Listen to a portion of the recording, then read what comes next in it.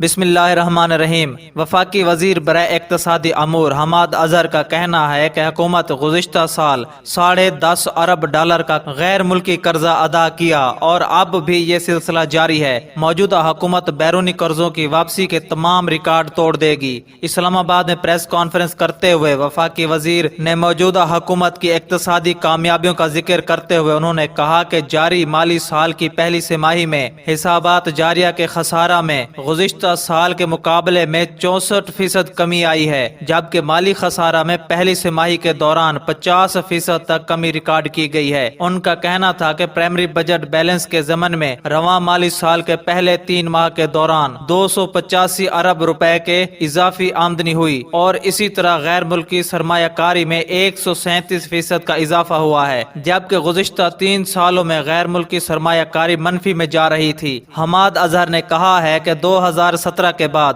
زر مبادلہ کے ذخائر $50 کروڑ ماہانہ کے حساب سے گر رہے تھے، تاہم جنوری 2019 میں صورتحال میں استحکام آیا ہے اور جون کے بعد زر مبادلہ کے ذخائر میں $650 ملین کا اضافہ ہوا ہے۔ ان کا کہنا تھا کہ زر مبادلہ کے ذخائر میں اضافہ اس حقیقت کے باوجود ہوا کہ ہمیں ماضی میں لیے گئے قرضوں کی قسطیں اور سود بھی ادا کرنا پڑ رہا ہے۔ حکومت نے گزشتہ سال $10.5 ارب کا قرضہ ادا کیا اور اب بھی یہ سلسلہ جاری ہے۔ انہوں نے کہا کہ حکومت نے معیشت کے استحکام اور ٹیکس نیٹ میں اضافے کے لیے جو اقدامات کیے، اس کے حوصلہ افزا نتائج سامنے آ رہے ہیں۔ گزشتہ سال کے مقابلے میں رواں سال انہوں نے کہا کہ جب ہمیں حکومت ملی تو بجلی اور توانائی کا نظام مفلوج ہو چکا تھا۔ گردشی قرضہ $450 ارب سے $1200 ارب تک پہنچ چکا تھا۔ موجودہ حکومت نے اس میں خاطر خواہ کمی کی اور دسمبر تک گردشی قرضے کو 0 تک لایا جائے گا۔ تو ناظرین، آپ کا اس بارے میں کیا خیال ہے؟ نیچے کامنٹ باکس میں اپنی قیمتی رائے کا اظہار ضرور کریں۔